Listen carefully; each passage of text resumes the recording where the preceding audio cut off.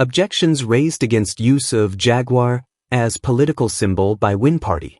Derek John, chairman of the National Tacheos Council, NTC, and Lennox Schumann, leader of the Liberty and Justice Party, LJP, have formally objected to the use of the Jaguar as a political symbol by the newly formed We Invest in Nationhood, WIN, party, led by billionaire businessman Azruddin Mohammed.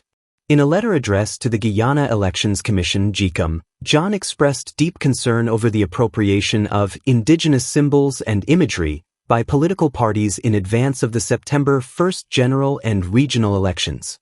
He emphasized that the cultural symbols of indigenous peoples carry significant spiritual and traditional meaning, and their use in political contexts without proper consent risks misrepresentation and could create divisions within communities.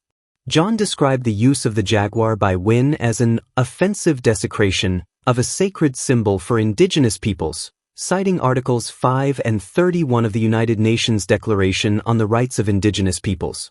Article 31 asserts that indigenous peoples have the right to maintain, control, protect, and develop their cultural heritage and traditional knowledge. The use of the Jaguar as a political symbol is a breach of indigenous rights, John stated. He further referenced Article 149 of the Constitution, which protects the rights of indigenous peoples regarding their languages, cultural heritage, and way of life. Highlighting the historical and cultural significance of the Jaguar, John noted that the Arawakan people, known as the Jaguar people, see the Jaguar as a central symbol of their identity. He urged GECOM to prohibit the use of indigenous symbols, including the Jaguar, eagle, and other cultural representations as political party symbols.